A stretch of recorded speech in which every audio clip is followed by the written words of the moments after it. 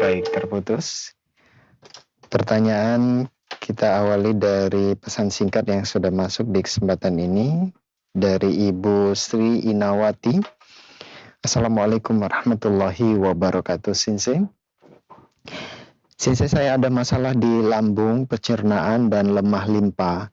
Keluhan saya pinggang sakit, perut kanan bawah sakit, telapak kaki terasa dingin. Dan apakah bagus kalau saya rutin minum seduhan air jahe, kunyit, serai, cengkeh, dan lain sebagainya? Syukron, Sensei. Ini tadi boleh dibahas, bagus juga dikonsumsi. Kasih kacang hijau, korma, jahe. Ini juga bagus dikonsumsi, digunakan. Demikian, mudah-mudahan bermanfaat juga bagi yang lainnya. Baik, syukron Sensei atas jawabannya. Semoga bermanfaat untuk penanya. Nah, Assalamualaikum. Silakan bagi Anda yang ingin berkonsultasi seputar keluhan penyakit atau kesehatan, di line telepon 0218236543. Ya, silakan. Assalamualaikum warahmatullahi wabarakatuh. Waalaikumsalam warahmatullahi wabarakatuh. Dengan Bapak siapa di mana? Saya Amrullah Yunaldi di Lubastung, Kabupaten Agam, Sumatera Barat. Ya, silakan Pak. Pertama saya tanyakan dulu masalahnya. Limpa itu apakah sama dengan pankreas dalam istilah kedokteran? Kemudian saya mulut saya itu kering. Kadang ada DL saya itu. Apakah gangguan limpa dan hati bagi saya? Keluhannya mulutnya kering saja, Pak. Kemudian saya tanyakan pula, saya lupa tadi berapa gram kurmanya, berapa gram jahe.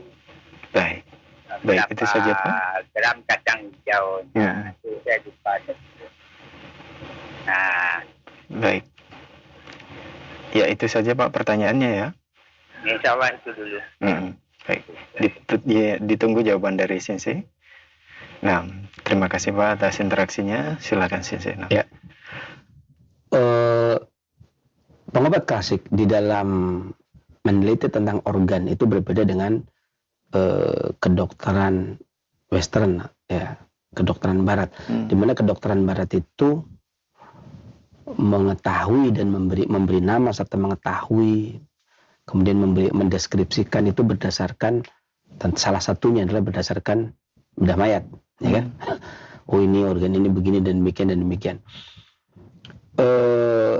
Sementara para pengobat klasik itu dari dulu, dari negara manapun, itu berdasarkan fenomena atau gambaran yang ada. Makanya beberapa disebut secara simple, perut besar, perut kecil.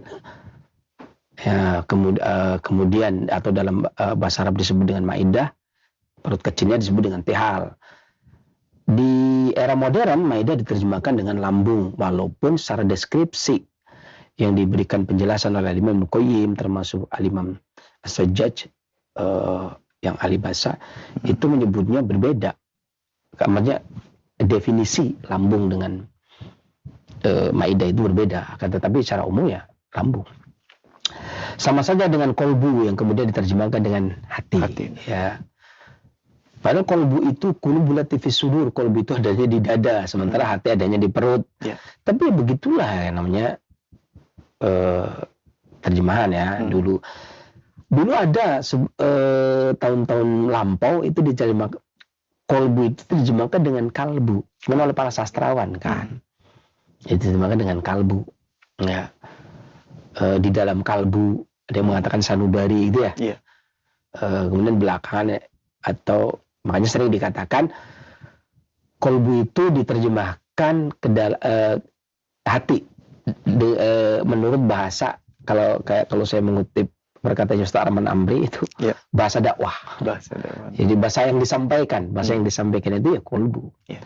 Walaupun secara organ, kalau bahasa organ beda. Ya, karena kolbu itu kata Syekh Utsaimin, Muhammad bin Shalih Al-Utsaimin, seorang ulama belakangan, tapi beliau seorang seorang imam besar ya. Dan beliau juga mengikuti pendapatnya Al-Imam Ibnu Attar Nawawi Junior dan juga pendapatnya Imam Nawawi. Yang namanya kolbu itu sebesar buah sanobar, buah cemara. Atau sebesar daging yang bisa dimasukkan ke dalam mulut kemudian dikunyah. Sementara kolbu kalau diartikan dengan jantung itu sebesar kepala tangan. Itu kan beda juga. Itu agar kita tidak terpatrik kepada terjemahan bebas. Boleh terjemahan begitu. Kayak misalkan tihal diterjemahkan dengan limpa, kemudian pertanyaannya apakah limpa itu sama dengan pankreas? Limpa itu meliputi pankreas. Limpa itu meliputi pankreas. Ya. Seperti gini, di dalam pengobatan klasik itu bahkan prostat tidak disebut. Tapi prostat itu masuk ruang lingkup ginjal, kilia. Ketika menjelaskan fungsi-fungsi kilia, salah satunya adalah apa yang dialami oleh prostat. Sebagaimana tadi, ketika dideskripsikan atau didefinisikan yang namanya pankreas itu kerjanya begini, nah itu masuk fungsi tihal atau masuk fungsi limpa. Adapun tadi ini yang pertanyaan, sebenarnya satu pertanyaan ya. Adapun pertanyaan kedua karena masih berkaitan yaitu apa? Berapa takarannya? Nanti Bapak tinggal mengikuti. Demikian, mudah-mudahan bermanfaat juga bagi yang lainnya. Selanjutnya. Jazakallahu khairan atas jawabannya. Semoga bermanfaat untuk penanya Bapak yang ada di Sumatera Barat. Nah, masih kami buka kesempatan di line telepon 0218236543 bagi Anda yang ingin berkonsultasi seputar keluhan penyakit atau kesehatan. Ya, silakan. Mau konsultasi sama suami. Ya, assalamualaikum warahmatullahi wabarakatuh. Waalaikumsalam warahmatullahi wabarakatuh. Dengan Ibu siapa di mana? Dengan Ibu Fitri di Bekasi. Ibu Fitri di Bekasi. Ya, silakan Ibu langsung ke keluhannya. Suami baru saja terkena hemoragik. Apa itu, Bu? Stroke yang disebabkan pendarahan di kepala, di otak. Baik. Ini sekarang kondisinya masih ngantukan terus. Iya. Ya, itu gimana ya maksudnya apa? Keluar rumah sakit kapan? Ke rumah sakit. Keluar rumah sakit. Rumah sakit baru Sabtu kemarin. Iya. Baik. Masih konsumsi diberi obat dokter ada sampai berapa lama? Terputus ya, terputus. Terputus. Iya. Sebelum baru keluar dari rumah sakit baru sebetulnya masih konsumsi obat dokter. Maka lanjutkan saja obatnya karena sakit datang berobat itu benar adanya. Mudah-mudahan Allah angkat penyakitnya. Dan selanjutnya ya, baik. Syukur atas jawabannya, semoga bermanfaat untuk Ibu yang bertanya. Nah, masih kami buka kesempatan di line telepon 0218236543 bagi Anda yang ingin berkonsultasi. Ya, silakan. Assalamualaikum. Waalaikumsalam warahmatullahi wabarakatuh. Dengan Ibu siapa di mana? Dengan Ibu Aida di Tangerang. Ibu Aida di Tangerang, silakan Ibu. Izin saya untuk menanyakan ini apa kacang hijau. Ibu kan setiap hari itu mengonsumsi kacang hijau mentah itu kalau dari mentah ya. Itu kira-kira 200 gram. Terus kasih gula merahnya 100 gram.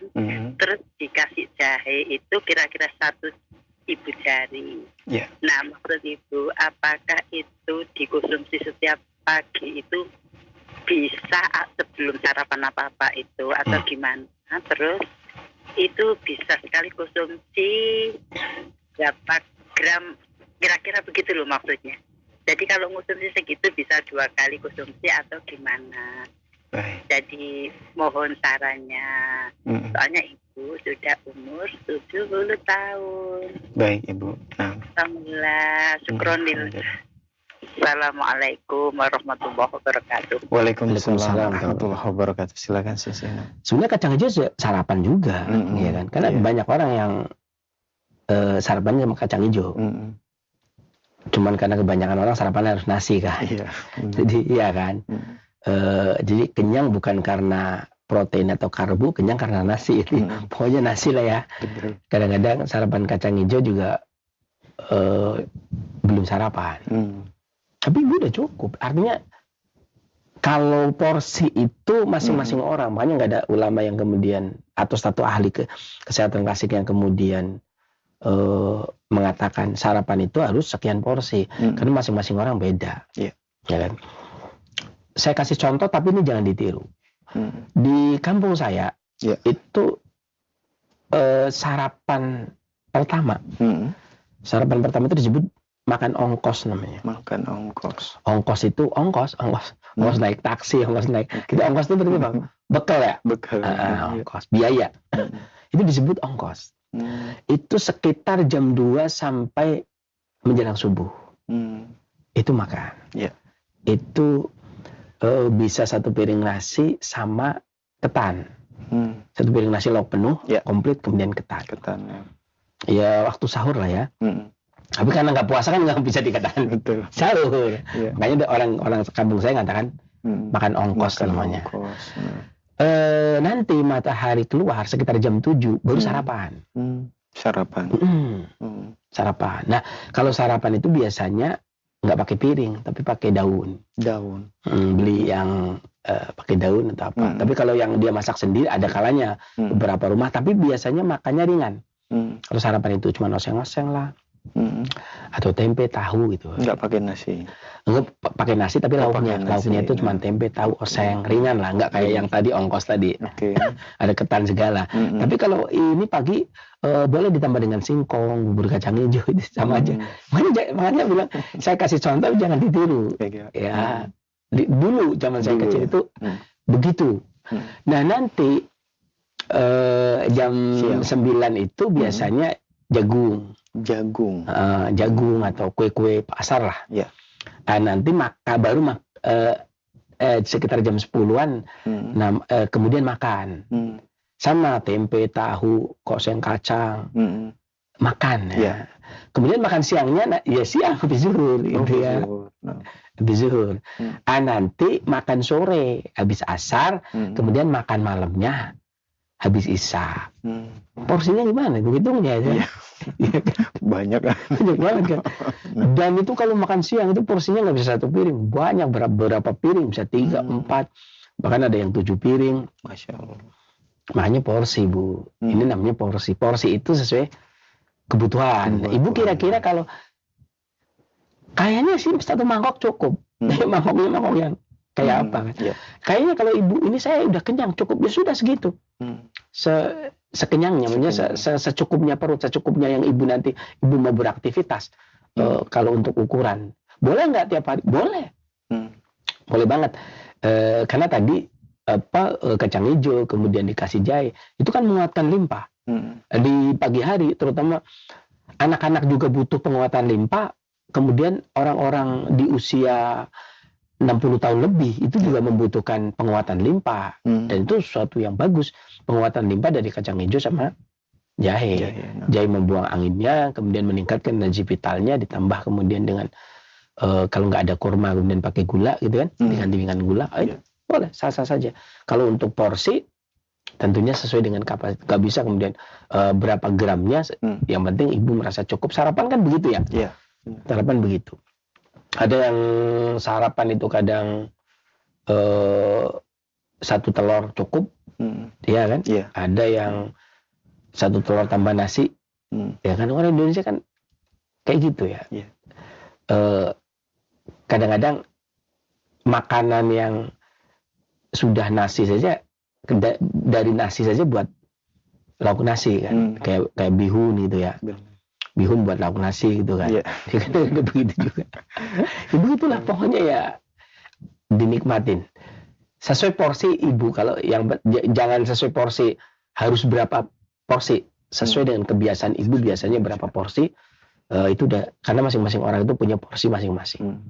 Mudah-mudahan bermanfaat juga bagi yang lainnya. Selanjutnya, jazakallah khairan atas jawabannya, semoga bermanfaat untuk ibu yang bertanya.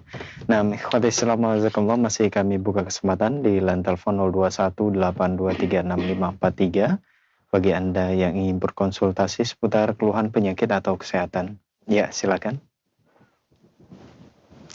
Halo. Baik, terputus. Kita beralih ke pertanyaan melalui pesan singkat di kesempatan ini. dari Pak Catur di Kota Madiun. Assalamualaikum warahmatullahi wabarakatuh, Sisi. Waalaikumsalam.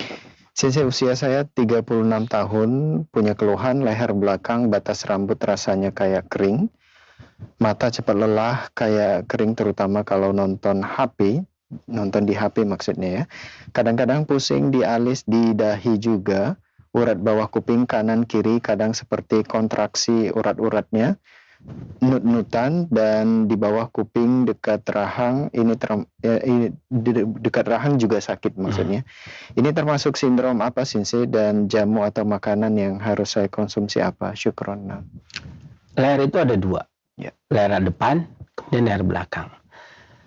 Leher belakang itu merupakan jembatan dari tubuh, duhar tulang punggung, sulbi dan tulang punggung, untuk mengirim esensi atau mengirim sumsum ke otak. Kalau terhambat di situ, atau kurangnya sumsum terhambat, maka bisa jadi masalah pada leher belakang. Atau dikarenakan adanya sumbatan, entah itu lemak dan sebagainya, sehingga sumsum tidak bisa naik ke otak. Itu yang pertama. Yang kedua, leher depan. Tentunya bagi para praktisi itu juga tahu ada dua jaringan kan, depan dan belakang. Dari bagian depan itu berkaitan dengan limpa dan lambung yang mengirimkan makanan, ya kan, darah dan makanan. Hati, limpa, lambung mengirimkan darah dan makanan. Jantung, paru mengirimkan energi vital ke mata, ke hidung, gitu kan, ke kepala dan seterusnya. Bagian depan. Kalau seseorang itu kemudian terganggu leher bagian belakangnya, ada beberapa kemungkinan. Yang pertama, bisa jadi timbunan balgam atau dahak, entah itu dalam bahasa lain lemak lah dan sebagainya, yang kemudian menghambat lajunya esensi yang berasal dari tulang punggung, berasal dari sulbi, berasal dari ginjal, sulbi, duhar tulang punggung, kemudian naik ke otak. Stop di sini. Atau mungkin juga karena tadi nonton, ya, kemudian otaknya kepake konsentrasi untuk nonton, panas mungkin, sehingga terhambat, bisa jadi. Ya, kalau mau dibilang ini sindrom apa? Definisi untuk menjelaskan sindrom itu tidak bisa disebutkan ketika seseorang hanya menyebutkan keluhannya saja. Saya pegel, sindrom apa? Walaupun secara umum pasti orang akan tahu sindromnya adalah timbunan lembab. Tapi lembabnya bisa lembab dingin, bisa lembab panas, itu kan. Ketika karena nyeri itu pasti sindrom timbunan atau stagnasi, ya kan. Tapi kalau dipencet, misalkan leher kaku saya, begitu dipencet, dipijit enak, itu namanya sindrom angin.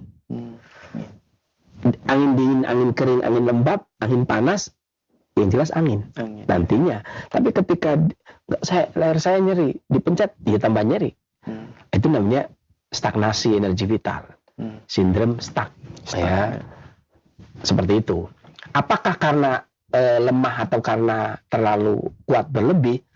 Wah, itu butuh data, ya kan. Yang jelas adanya, bisa jadi ada timbunan, esensi tidak bisa masuk otak. Ya coba apa-apa yang tajribah, apa-apa yang perlu dilakukan, misalkan kurangi nonton di HP.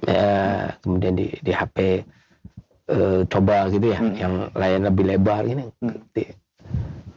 Karena publiknya fokus kecil begini kan. Ya, coba dengan tablet misalkan. Balikin dengan televisi gitu ya, dengan TV. Kan sekarang banyak TV juga bisa kayak HP ya. Bisa.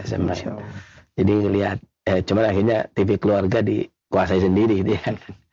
Terserahlah bagaimana, atau komputer. Kadang-kadang kan orang melihat HP capek, melihat komputer enggak. Ya kan. Seperti itu. Bisa jadi banyak, karena panas otaknya, karena otak itu butuh pendingin. Jadi pendinginnya adalah esensi. Itu aja dulu. Adapun beberapa hal yang kemudian mendinginkan, ya buah, ya sayur. Ya, kalau yang agak keren sedikit ya sirip ikan hiu, sarang burung walet. Masya Allah. Cukup lah insya Allah kalau itu ya. Seger ya. Seger. Artinya ada yang dipakai tapi ada yang buat nutup kekurangan. Betul. Itu demikian, mudah-mudahan bermanfaat bagi yang lain. Selanjutnya, Jazakallah khairan sisa atas jawabannya. Semoga bermanfaat untuk penanya Pak Catur yang ada di Madiun. Pertanyaan berikutnya dari Pak Budi di Jakarta Timur. Assalamualaikum warahmatullahi wabarakatuh. Sensei, Waalaikumsalam. usia saya 30 tahun. Sensei, apa yang harus saya konsumsi untuk menumbuhkan rambut dan mengatasi kerontokan? Soalnya rambut saya mengalami kerontokan atau kebotakan M. Dan apa yang harus dipakai untuk olesan tonik rambut tersebut, Sensei? Syukron. Rambut itu biasanya salah satu fungsi dari kilia atau ginjal dalam kesehatan klasik adalah memelihara rambut. Ya. Salah satu. Artinya ketika rambut rontok itu berarti ginjal tidak bisa memelihara rambut. Esensi ginjal tidak cukup untuk memelihara rambut. Bukankah ginjal kaitannya dengan gigi? Ya, gigi iya, rambut iya. Berarti ketika orang sakit gigi berarti ginjal tidak bisa melihara. Ketika seorang kena gangguan telinga berarti ginjal tidak bisa melihara telinga. Kalau seorang kena gangguan rambut rontok berarti ginjal tidak bisa melihara rambut. Ketidakmampuan memelihara ini bisa jadi dikarenakan banyak pikiran kemudian panas. Makanya orang sakit apa itu tipes ya, yang bisa lama itu kan rambutnya bisa rontok juga karena panas. Kemoterapi kemudian rambutnya juga rontok juga karena panas. Dan ginjal tidak mampu mendinginkan, ya sudah, yang dikorbankan adalah rambut. Ya. Dengan itu berarti pengobatan rambut itu ada dua. Dari dalam yaitu memupuk esensi ginjal dengan cara mendinginkan. Orang-orang biasa menggunakan apel hijau atau buah sayur yang lainnya. Dari luar itu banyak sekali. Ada yang pakai ditonik pakai lidah buaya, ada yang ditonik pakai minyak kemiri, ada yang ditonik pakai minyak daun waru, ada yang ditonik pakai daun mangkokan dan seterusnya, urang aring, ya, dan seterusnya. Ada yang dicampur, ada yang kemiri dengan daun waru dan sebagainya. Itu walaupun sejauh ini, sejauh pengalaman para pengobat klasik yang saya lihat dan saya alami sendiri, itu biasanya kalau daun mangkokan itu kan bebas tuh, bisa dipakai mana saja. Tapi kalau daun waru biasanya harusnya waru pantai, karena waru pantai pun nanti ada dua, yang daunnya lebar dan daunnya kecil-kecil. Kalau daunnya lebar, kalau digunakan untuk tonik rambut, itu gatal semua rambutnya, merah. Nanti dikira merah mau tumbuh, ternyata enggak. Merah, merah gatal, jadi kayak kena ulat bulu gitu. Tapi orang pertama senang, wah udah gatal nih mulai nih, bentar lagi tumbuh. Padahal gatal mulai bentar lagi korengan deh. Itu enggak, bukan itu, tapi yang kecil-kecil. Itu biasanya begitu. Dulu juga saya punya pengalaman tahun 2006, saya membuat minyak daun waru sama kemiri, itu dioleskan. Ada orang yang butuh, kemudian dioleskan sekitar 2 pekan itu. Itu tumbuh kayak orang pulang umroh. Pulang umroh itu kan biasanya habis digundul di sana, pulang umroh itu udah mulai tumbuh lebat, sedikit. Ya dikit ya, berapa senti lah, sekitar 1 sampai 2 senti gitu. Ya, maka silakan pilih, mau pilih orang aring, lidah buaya, minyak kemiri, bikin sendiri gampang. Iya kan? Minyak kemiri bikin sendiri, daun waru sendiri, lidah buaya tinggal ditonik sendiri. Ya, kemudian makanan yang dikonsumsi ya seperti tadi, buah, sayur. Kalau beberapa daging-daging ya kayak kerang, cumi. Ya, demikian. Mudah-mudahan bermanfaat juga bagi yang lainnya. Selanjutnya. Baik, jazakallah khairan atas jawabannya. Semoga bermanfaat untuk penanya. Pertanyaan berikutnya dari pesan singkat kembali dari hamba Allah di Tanjung Pinang, Kepulauan Riau. Assalamualaikum warahmatullahi wabarakatuh, Sensei. Sensei, apakah buku pengobatan tertua di Indonesia bernama Bapasa? Lalu bagaimana dengan buku acuan pengobatan Indonesia pada masa klasik? Apakah diagnosa klasik juga melihat dengan telapak tangan? Syukron. Ya. Itu kaitannya dengan agama tadi, kaitannya dengan filsafat atau agama tertentu yang disebutkan tadi. artinya ketika disebutkan apakah itu menjadi buku tertua, jawabannya ya perlu pembuktian ya secara luas. Itu terbit tahun berapa? Ya, bukan saya tidak mau memberikan penjelasan, tetapi itu nanti kaitannya sama agama lain. Kayaknya nggak pas kalau saya membahas di sini. Bukan saya juga punya banyak referensi tentang yang disebutkan tadi dan yang lebih tua. Ya, kemudian juga beberapa relief yang ada di candi-candi dan sebagainya. Kemudian di samping manuskrip ya, itu juga banyak yang terpahat di beberapa candi. Ya. Ada juga di buku-buku jurnal-jurnal yang memberikan penjelasan tentang itu, diterbitkan juga sama museum perpustakaan nasional. Ya, kayak banyak jurnal juga. Ya, tentunya saya nggak bisa sebutkan, tapi bagi orang yang tahu ya dia tahu tentang jurnal-jurnal ilmiah tentang arkeologi. Ya, pasti tahu tentang filologi, arkeologi, ada jurnal tersendiri. Bagi yang berlangganan ya tahulah, bagi yang berlangganan ya, yang nggak langganan ya, karena saya termasuk ya, masuk kategori yang punya yang berlangganan. Dan dari awal sampai yang paling baru, sehingga saya tahu ini dari sini, ini dari sini. Tapi kalau ketika itu kan klaim ya, artinya agama yang pertama kali di Indonesia yang mana, dia punya kitab pengobatan yang mana. Tapi kalau kita meninjau tentang tua-tuaan ya, itu kan kita bicara tentang asal-usul manusia yang ada di Indonesia. Iya kan, itu berasal dari mana? Tentunya kan dari anak keturunan Nabi Nuh alaihissalam. Nggak mungkin tidak kan? Mau nggak mau kan? Diakui atau tidak diakui? Harus diakui. Iya kan? Anak keturunan Nabi Nuh. Yang ke Asia, ya, yang ke Eropa, yang ke Afrika, itu ya. Itu jauh rentetannya ke situ. Kemudian itu pertama pasti pertama. Tapi campuran anak moyang dari Cina, misalkan ada yang mengatakan nenek moyang kita dari bangsa Yunan, Cina Selatan. Ada yang mengatakan begitu kan, salah satu nenek moyang, bukan mutlak nenek moyang. Kemudian datang lagi misalkan, karena Nabi Nuh dari mana itu harusnya. Kemudian campur. Kemudian ada lagi yang dari India, ya. Berarti kan India yang keberapa? Ya kan, Cina lebih dulu malah. Ya, India itu baru digunakan bukti India datang ke Indonesia itu tahun 78 Masehi. Maka disebut tahun Saka. Ya kan, mengacu kepada mitos datangnya Aji Saka ke Nusantara. Maka disebut ada tahun Saka yang dimulai dari tahun 78 Masehi, bukan sebelum, tapi Masehi. Ya, jadi kalau misalkan orang menghitung tahun Saka adalah tahun Masehi dikurangi 78 sama dengan tahun Saka. Kan seperti itu.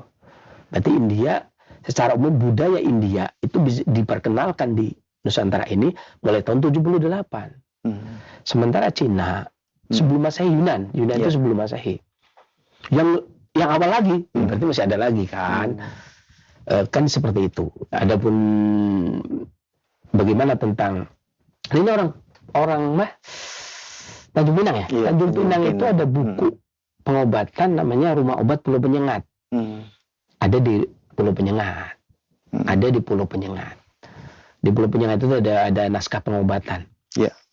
Yang itu dianggap sebagai buku pengobatan tua karena terbit tahun 1800 sampai tahun 1900-an. Masih ada gedungnya. Saya udah pernah ke sana. Jangan dikira saya orang Bekasi kemudian Jakarta istilahnya di sini ya. Kemudian nggak tahu saya pernah ke sana, nengok ke sana, melihat dokumen yang ada di sana, buku-buku yang ada di sana, di Pulau Penyengat, dan itu masuk Pulau Bintan atau Tanjung Pinang. Itu aja.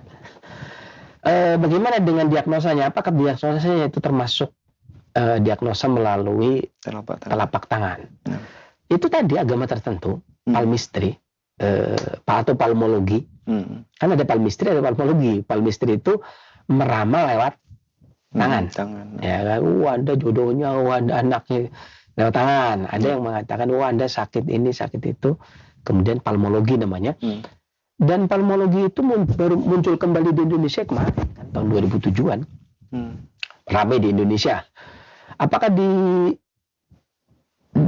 Indonesia itu palmologi itu muncul dulu palmistry. Maksudnya tangan untuk ramalan. Baru kemudian tahun 2007-an tangan untuk diagnosa. Ya kan? Nggak ada yang kamu cuma lihat di tahun lalu ya, lihat tangannya, lihat penyakitnya, enggak. Adanya juga cuma lihat tangannya, oh garis tangan Anda gitu ya. Gitu ya, harus dibedakan seperti itu. Tentunya bukan dari agama kita kan, bukan dari agama Islam. Gitu ya.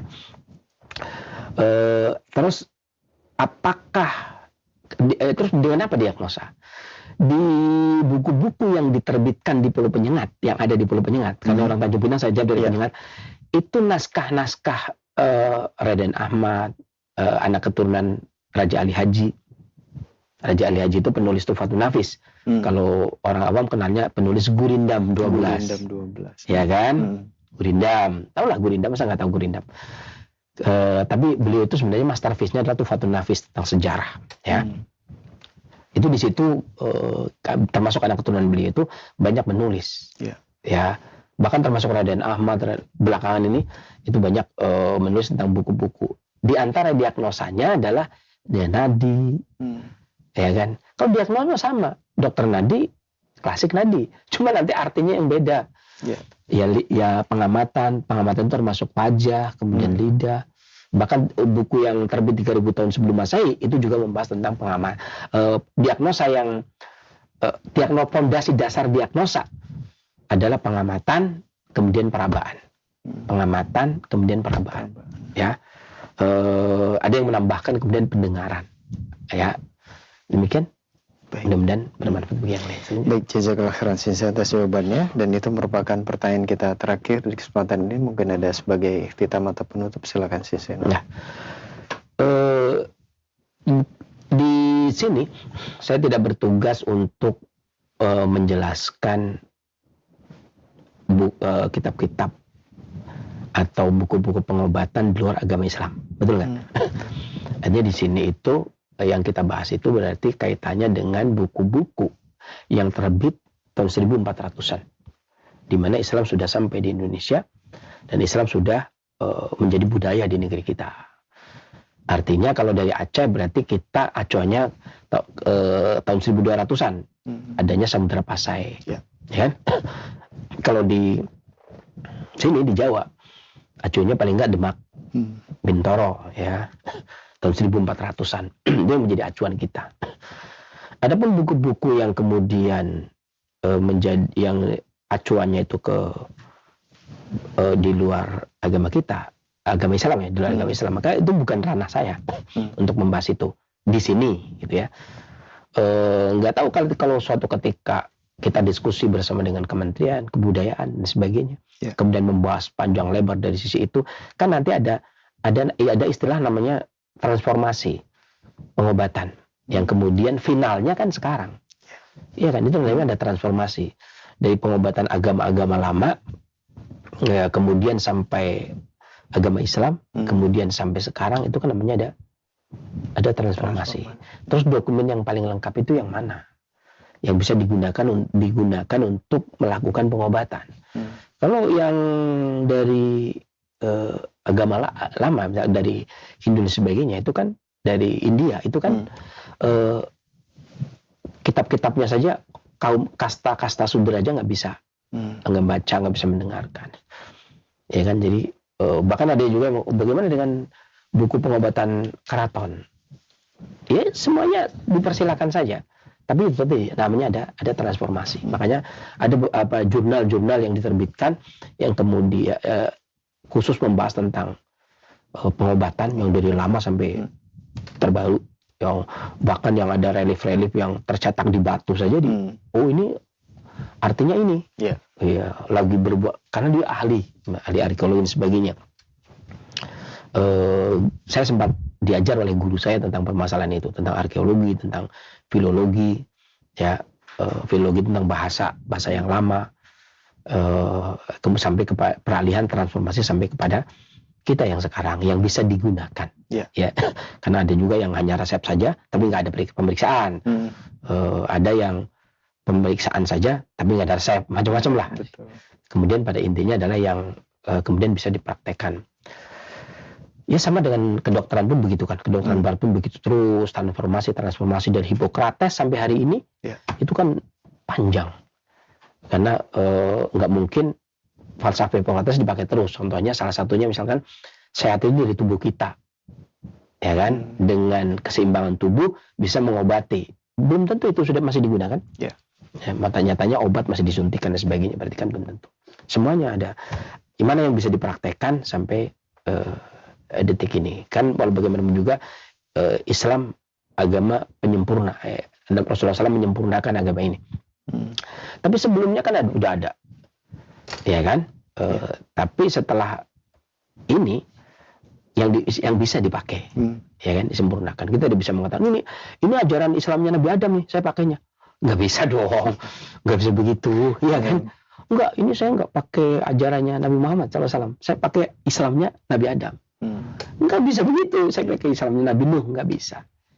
Tetap saja yang kenyataannya seperti itu yang sekarang. Demikian, mudah-mudahan apa yang saya sampaikan bermanfaat, tapi pada intinya apapun itu pengobatannya, orientasinya adalah kepada tauhid.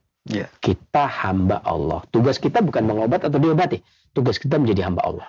Berobat agar bisa beribadah kepada Allah. Tidak berobat pun nggak ada masalah, asal bisa beribadah kepada Allah. Sembuh yang penting beribadah kepada Allah. Tidak sembuh pun yang penting beribadah kepada Allah. Demikian, mudah-mudahan bermanfaat. Saya akhiri bila taufiq wal hidayah. Alhamdulillah. Wassalamualaikum warahmatullahi wabarakatuh. Waalaikumsalam warahmatullahi wabarakatuh. Terima kasih, jazakallahu khairan, barakallahu fikum, kepada guru kita Sensei Abu Muhammad Faris Al-Gianji hafizahullah atas ilmu dan waktu luang yang telah diberikan untuk kita semua. Demikian ikhwatai Islam wa azakumullah, program Dapur Sehat Roja meracik makanan lezat menjadi sehat. Semoga apa yang telah kita simak dengarkan jadi tambahan ilmu yang bermanfaat. Dan bagi Anda yang diuji sakit oleh Allah, tetaplah bersabar, berikhtiar dan berdoa karena kesembuhan dari Allah Subhanahu wa taala. Kami yang bertugas pamit undur diri. Mohon maaf atas segala khilafan. Terima kasih, jazakumullahu khairan wa barakallahu fikum atas kebersamaan Anda. Wabillahi taufiq wal hidayah. Subhanaka Allahumma wa bihamdika asyhadu an la ilaha illa anta astaghfiruka wa atubu ilaik. Wassalamualaikum warahmatullahi wabarakatuh.